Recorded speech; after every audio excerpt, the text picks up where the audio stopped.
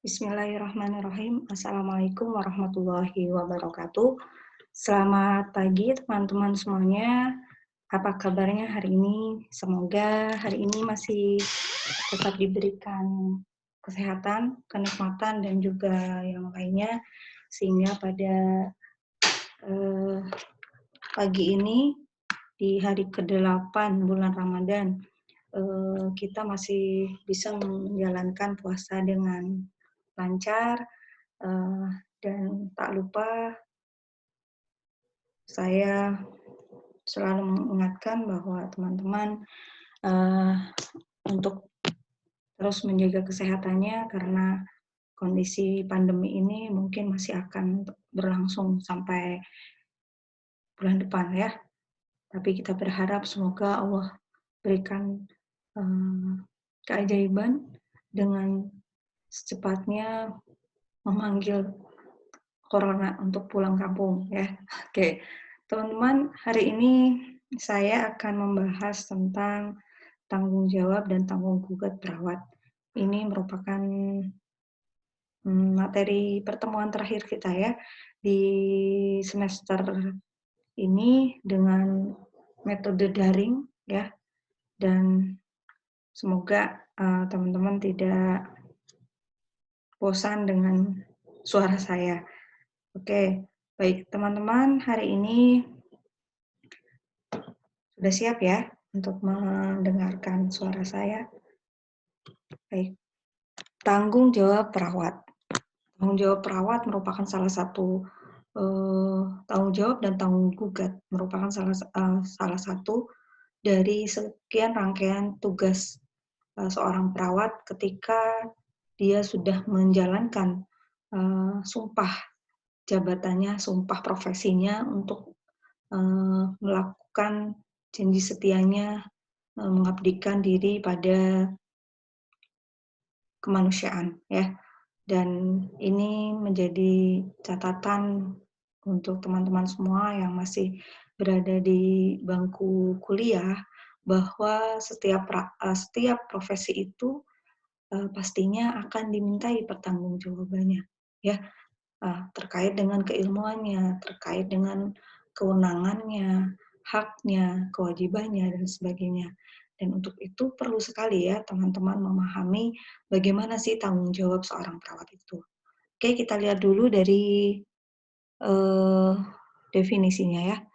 Menurut Yosef, tanggung jawab merupakan keharusan seseorang sebagai makhluk rasional, bebas untuk tidak mengelak serta memberikan penjelasan mengenai perbuatannya secara retrospektif atau prospektif. Jadi, menurut Yosef ini, tanggung jawab perawat sebagai seorang makhluk rasional, ya, makhluk yang bisa berpikir, bebas untuk tidak mengelak terhadap sesuatu yang mengharuskan dia menjelaskan mengenai perbuatannya, ya, baik itu yang sudah dilakukan maupun yang akan dilakukan ya. Retrospektif itu kembali ke belakang. Jadi kalau di istilah penelitian itu ini merupakan tindakan yang sudah lampau gitu ya, sudah dilakukan sebelumnya. Kemudian prospektif ini berarti yang akan datang. Tanggung jawab sebagai kesiapan memberikan jawaban atas tindakan-tindakan yang sudah dilakukan perawat pada masa lalu atau tindakan yang berakibat di masa yang akan datang. Ya, ini menjadi sebuah catatan bahwa setiap tindakan perawat harus dilakukan dengan penuh kesadaran, tapi juga tidak meninggalkan kehati-hatian, karena setiap tindakannya nantinya akan ada rekam jejaknya. Dan rekam jejaknya inilah yang nantinya misalnya ada sesuatu hal terjadi di tengah jalan, ini bisa menjadi bukti otentik ya. Sehingga ini menjadi bisa bisa melindungi si perawat tersebut dari tindakan-tindakan hukum yang mungkin bisa merugikan si perawat tersebut. Kemudian menurut Cozier tahun 1995, tanggung jawab atau reliability dan trustworthiness ya. Tanggung jawab perawat berarti keadaan yang dipercaya dan terpercaya. Sebutan ini menunjukkan bahwa perawat profesional menampilkan kinerja secara hati-hati, teliti, dan kegiatan perawat dilaporkan secara jujur. Ya. Pasien merasa yakin bahwa perawat bertanggung jawab dan memiliki kemampuan, pengetahuan, dan keahlian yang relevan dengan disiplin ilmunya. Ya. Pasien merasa yakin bahwa perawat bertanggung jawab dan memiliki kemampuan. Ya. Jadi setiap perawat yang melakukan praktik keperawatan di rumah sakit ya atau di pelayanan kesehatan lainnya adalah orang yang oleh masyarakat itu sudah dipercaya bekerja sesuai dengan keahliannya, bekerja sesuai dengan kemampuannya, ya, sehingga akan sangat riskan ya manakala misalnya seorang perawat yang belum terlatih kemudian melakukan tindakan tanpa pengawasan, ya, ya nantinya ini merupakan tanggung jawab bersama karena ada tanggung jawab terhadap pasien, terhadap teman sejawat dan juga atasan, ya. Nanti kita akan bahas itu.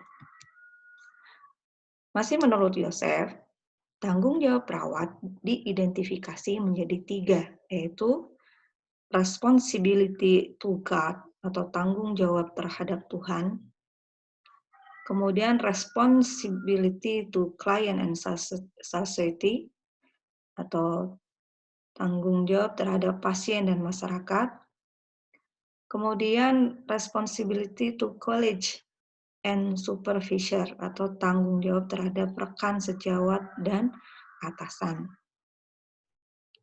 Ya. Tanggung jawab ini, dari ketiga tanggung jawab ini yang paling menekankan, yang paling ditekankan pada seorang perawat adalah tanggung jawab terhadap Tuhan ya. Karena ini menjadi sebuah pembuktian bahwa kita sebagai perawat pun berhak loh mendapat surga gitu ya. Karena apa? Ya, seperti halnya sekarang ini ya, di mana perawat menjadi tulang punggung bagi penanganan COVID-19 ya, sehingga peran perawat di sini sangat vital ya, sangat membutuhkan perhatian dan juga dukungan ya. Dukungan tidak hanya dari sesama perawat tapi juga dari masyarakat luas. Ya, kita bahas dalam sudut pandang etika normatif terutama, tanggung jawab perawat paling utama adalah tanggung jawab terhadap Tuhan. Dan ini ternyata ada di dalam kitab kita ya, khususnya yang umat muslim. Di situ ada sebuah ayat yang mengatakan sesungguhnya penglihatan, pendengaran, dan hati akan dimintai pertanggungjawaban di hadapan Tuhan. Ini menjadi sebuah nas yang ketika kita maknai ya luar biasa gitu ya, tugas kita sebagai seorang perawat benar-benar nantinya akan bisa mengantarkan kita pada kasih sayangnya, pada keridhaan dari Allah gitu ya. Oleh sebab itu sangat penting bagi teman-teman semua mempersiapkan dengan sebaik-baiknya untuk nantinya menjadi seorang perawat yang memang suatu saat akan siap untuk mempertanggungjawabkan semuanya di depan Tuhan. Ya. Tanggung jawab erat kaitannya dengan tugas perawat. Ya. Tugas perawat ini ya tidak hanya care ya, apa yang menjadi tanggung jawab perawat utama yaitu caring gitu ya. Tanggung jawab erat kaitannya dengan tugas perawat ya. Bagaimana? Karena tanggung jawab secara umum bertujuan untuk memenuhi kebutuhan dasar ya. Tidak hanya kebutuhan secara fisik tapi juga secara psikologis dan sebagainya, bio, psiko, sosio, spiritual dan kultural. Itu menjadi tanggung jawab perawat bagaimana berusaha memenuhi kebutuhan dari pasien kita. Peran penting perawat adalah memberikan pelayanan perawatan dan ini biasa kita sebut dengan caring. Adapun tugas perawat untuk mengobati disebut cure, ya. Caring dan cure ini tidak bisa dipisahkan satu dengan yang lainnya. Walaupun untuk tugas utama seorang perawat adalah caring, ya. Caring, merawat, memberi pelayanan perawatan pada pasien. Bagaimana pandangan etika terhadap tanggung jawab perawat? Pandangan etika terhadap tanggung jawab perawat memiliki responsibility atau tanggung jawab terhadap tugas-tugasnya, terutama keharusan memandang manusia sebagai makhluk yang utuh dan unik.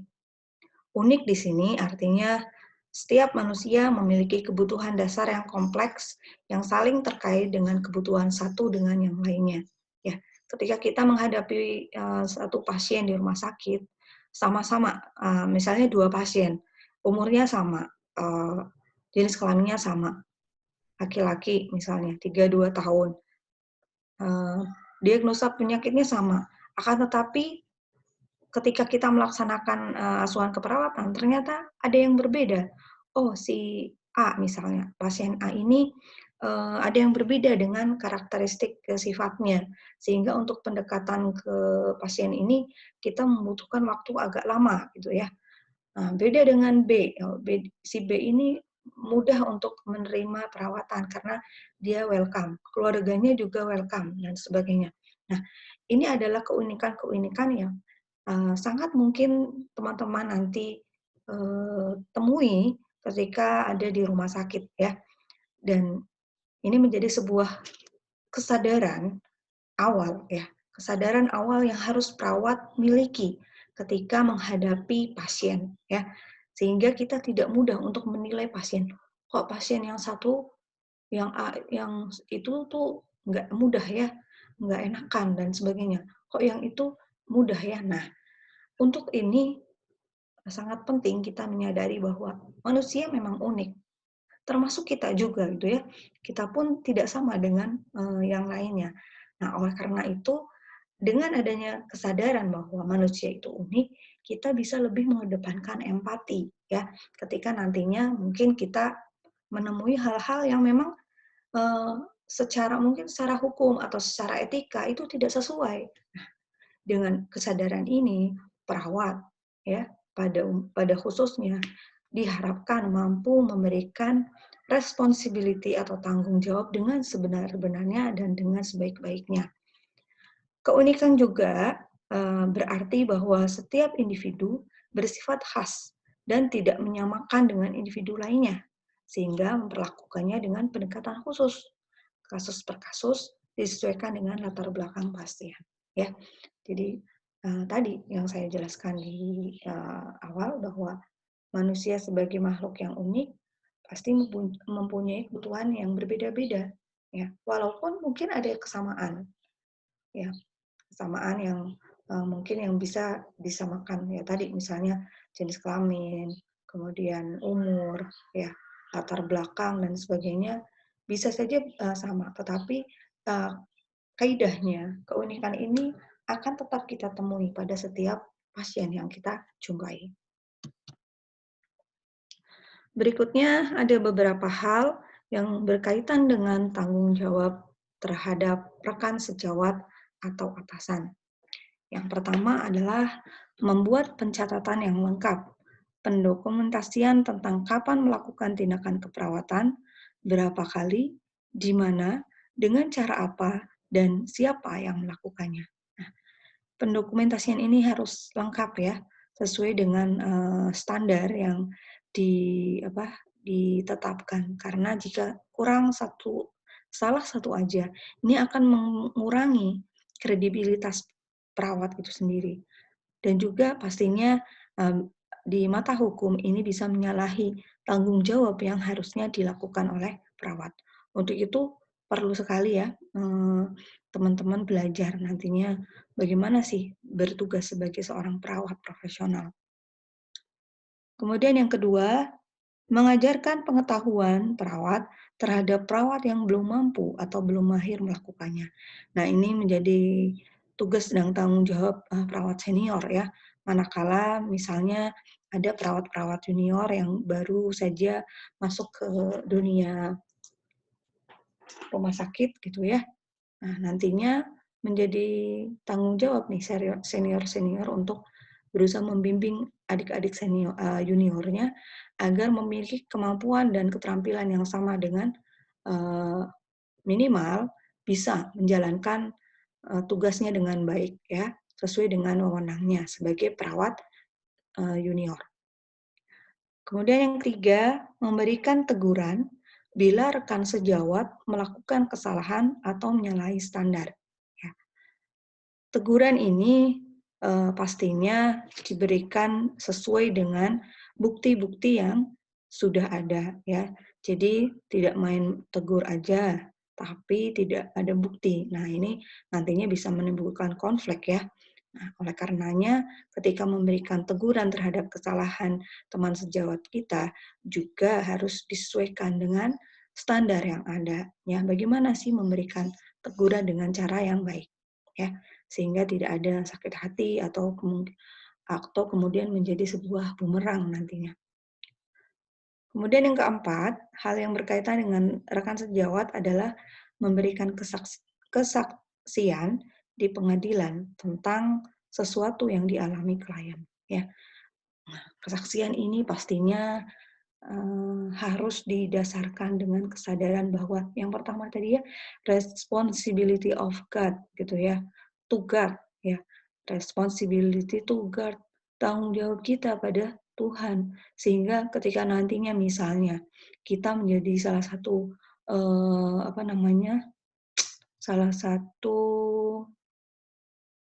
eee, orang yang kalau di pengadilan itu saksi ya, salah satu saksi terhadap suatu kejadian, harapannya kita tetap memberikan keterangan sesuai dengan yang kita alami, yang kita lihat, yang kita rasakan, seperti itu. Jadi tidak ada kebohongan ya. Nah, pengadilan ini bisa berkaitan dengan kondisi klien. Tanggung jawab dalam pelayanan kesehatan dapat dibagi menjadi 3, yaitu tanggung jawab pidana, ya, tanggung jawab dalam pelayanan, kesalahan dapat dibagi menjadi 3 ya. Jadi ketika kita melaksanakan, pelayanan, kemudian ada kesalahan dalam pelayanan yang kita berikan, itu ada 3 macam, berupa tanggung jawab pidana, tanggung jawab perdata, dan tanggung jawab administratif ya. Tanggung jawab pidana biasanya, berkaitan dengan hukum ya. Nah, kemudian tanggung jawab perdata berkaitan dengan dokumentasi ya. Kemudian tanggung jawab administratif berkaitan dengan segala hal yang berhubungan dengan administrasi, gitu ya. Adapun tanggung gugat profesional memiliki tujuan sebagai berikut. Yang pertama adalah mengevaluasi praktisi profesional baru, mengkaji ulang yang telah ada, ya. Jadi mengevaluasi praktisi-praktisi profesional baru dengan cara mengkaji ulang, apakah ada hal-hal yang setelah dievaluasi ada sedikit ketimpangan atau tidak sesuai dengan kondisi yang terbaru seperti itu, ya. Dengan begitu setiap profesional baru yang datang dan menjalankan profesi perawat dengan bekal yang sudah didapatkan, tetap mendapatkan haknya untuk dievaluasi ya. Misalnya ada perubahan-perubahan dalam asuhan keperawatan ya. Nah, ini juga harus dikaji ulang. Kemudian mempertahankan standar perawatan kesehatan ya. Standar perawatan kesehatan yang ada di rumah sakit ya.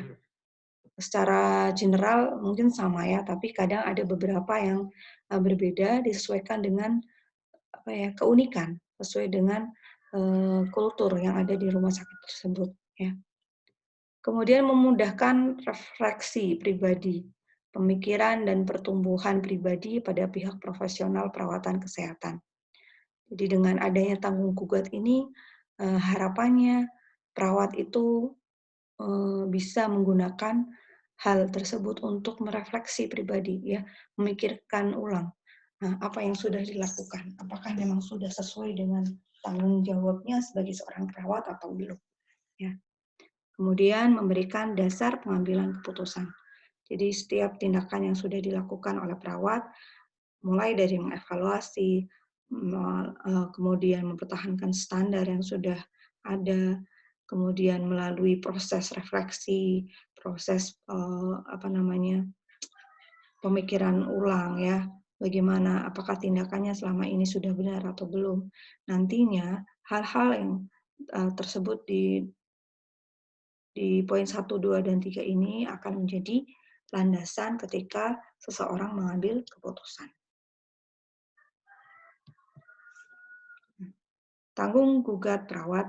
Untuk dapat bertanggung gugat, perawat melakukan praktik dalam kode profesi. Nah, kode profesi ini biasanya sudah ada di dalam undang-undang profesi gitu ya. Kode etik perawat ya yang sudah kita bahas sebelumnya ya, poin-poinnya sudah kita bahas sebelumnya. Tanggung jawab membutuhkan evaluasi kinerja perawat dalam memberikan perawatan kesehatan. Ya. Oke, mungkin itu saja yang bisa saya sampaikan untuk kesempatan kali ini. Untuk selanjutnya, ada sumber lain selain PPT ini yang lebih lengkap, itu berupa file PDF yang bisa teman-teman baca ya, sebagai salah satu referensi yang ada. Terima kasih. Jika ada jika ada pertanyaan bisa dilayangkan di forum diskusi. Assalamualaikum warahmatullahi wabarakatuh.